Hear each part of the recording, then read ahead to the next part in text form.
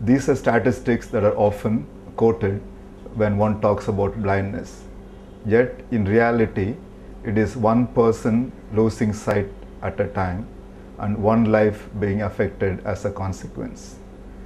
In order to tackle this enormous global challenge of needless blindness, it is crucial that the eye care programs optimize the use of the existing resources.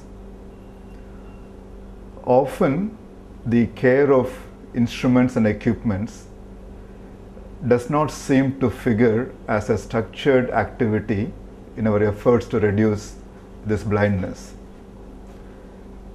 In the recent years, there has been significant technological advances both in the diagnostic and surgical fields.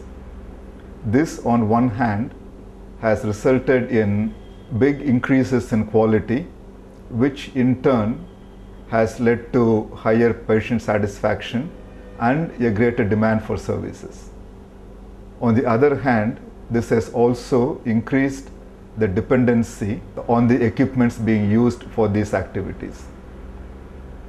Hence, it becomes extremely important that we ensure that this equipment are in good working condition. In this context, it will be relevant to reflect on the estimate made by the World Health Organization, which says that at any given point of time, roughly about 60% of the medical equipment are not being used because they are under repair. Many of these equipments could have been still functioning well had they been properly maintained, and many would be put back to use with simple interventions like replacing a bulb or a fuse. Today, it is very crucial that we ensure that these equipments are in good working condition. This interactive video presentation, produced by Aravind Eye Care System at Madurai in South India, distills our experience in using and maintaining literally hundreds of equipment to perform the 250,000 surgeries that are done annually. It also incorporates the experience and the lessons learned in training several hundred technicians in instruments maintenance. This video is intended for secondary level eye hospitals. It is aimed at both clinical and non-clinical staff who are involved in maintenance of equipments in some form or the other.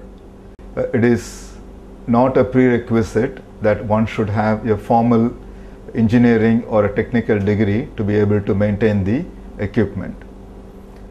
It also is aimed at ophthalmologists and other clinical staff who use such equipment on the proper care and maintenance of them. With the equipment, the same rule as prevention is better than cure applies equally. It is important that the equipments, when properly used and maintained, will lead to long life and better performance.